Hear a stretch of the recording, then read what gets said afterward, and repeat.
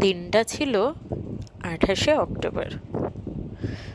বাড়িতে ভালো লাগছিল না, বিকালবেলা ভাবলাম আমি মেয়েকে নিয়ে একটু বেরোই। যথারীতি এই কুর্তিটার লেগিংসটা পরলাম, মেয়েও বললো, তো ওকে এই জামাটা পরালাম। ওর এই জামাটা ভীষণই প্রিয়, কি বলবো, ও এটা ছাড়া পরতেই চায় না। আর আমার মেয়ের মুখ, দাঁড়াও তোমরা দেখতে পাবে, যেমন হয়ে আছে, যা দুষ্টু কি বলবো। এই যে দেখো, কিছু বলার নাই। যথারীতি আমরা রেডিও হয়ে গেলাম, আর ওকে রেডি করানো একটা যুদ্ধ। কিন্তু ঘোরার নাম করলে ও ঠিকই ঘুরতে যায়, সঙ্গে সঙ্গে পড়ে নেয়।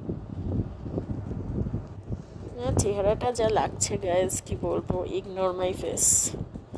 যাই হোক, দেখো কানের দুলটা চাচ্ছিলাম ওর থেকে, কিছুতেই আমাকে দেবে না কানের দুলটা। আবার দেখাচ্ছে কানের দুলটা, দেখো গাইজ, কিছুতেই আমাকে পরতে দেবে না। শেষমেশ আমি কানের দুল না পরেই গেছি। মা বেঠিতে বেরোয় গেলাম একটু ঘুরতে।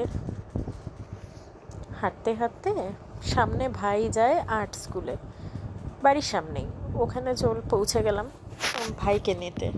ভাইকে ছাড়া যাব কেমন জানি লাগছিল, থাক ভাইকে নিয়েই যাই। আর্ট স্কুলে চলে গেলাম, আর ওই দেখো, ওটা আমার ভাই সোজাসুজি মন দিয়ে আর্ট করছে।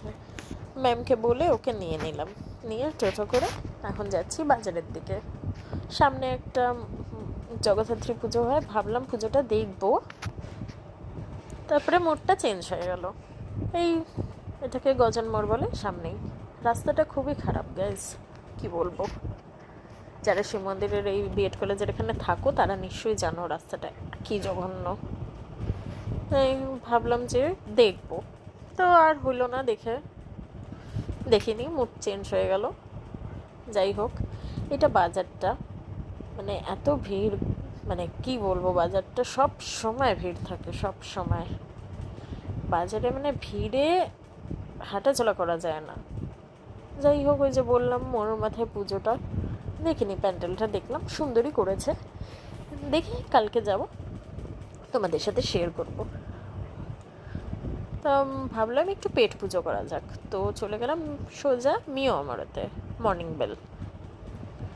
ওখানে গিয়ে ভাবলাম যে কিছু খাবো। তারপরে আবার ভাবলাম, আমার মুড সুইং হতেই থাকে, আবার ভাবলাম না থাক, বাড়িই নিয়ে যাই। তো বললাম কাকু মিও আমারতে দাঁড়িয়েও, তো এখানে দাঁড়ালো।